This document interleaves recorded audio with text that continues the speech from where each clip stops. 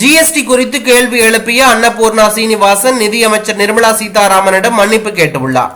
கோவை கொடிசியாவில் தொழில்துறையினருடன் நிதியமைச்சர் நிர்மலா சீதாராமன் கலந்துரையாடல் நிகழ்ச்சி நேற்றைய முன்தினம் நடைபெற்றது. இதில் ஸ்ரீ அன்னபூர்ணா உணவகத்தின் நிர்வாக இயக்குநர் ஸ்ரீனிவாசன் ஜிஎஸ்டி குறித்து நிர்மலா சீதாராமனிடம் புகார் தெரிவித்த வீடியோ சமூக வலைதளங்களில் வைரலானது. இது அரசியல் வட்டாரத்திலும் பெரும் பரபரப்பையும் ஏற்படுத்தி உள்ளது. இந்நிலையில் அந்த வீடியோவும் வைரலானது. இந்த நிலையில் நேற்று மாலை நிதியமைச்சர் நிர்மலா சீதாராமனிடம் அன்னபூர்ணா குழும தலைவர் ஸ்ரீனிவாசன் மன்னிப்பு கேட்டிருந்தார். மேலும் தான் எந்த கட்சியும் சாராதவர் என விளக்கம் கொடுத்திருந்தார். கிண்டல் தோனியில் புகார் தெரிவித்ததாக குற்றச்சாட்டு எழுந்ததால் மன்னிப்பு கோரியதாக கூறப்படுகிறது. இந்த நிலையில் இந்த சம்பவத்திற்கு கடும் கண்டனம் எழுந்துள்ளது. மக்களின் நியாயமான பிரச்சனையை கூறியதற்கு மன்னிப்பு கேட்க வைத்திருப்பது பாசிசத்தின் உச்சம் என நெட்டிசன்கள் கடுமையாக விமர்சனம் செய்து வருகிறார்கள். அதிகார உச்சத்தின் அழுத்தத்தினால் சீனிவாசன் மன்னிப்பு கேட்க வைக்கப்பட்டிருக்கிறார் என்று குற்றம் சாட்டியுள்ளது பெரும் பரபரப்பை ஏற்படுத்தி உள்ளது.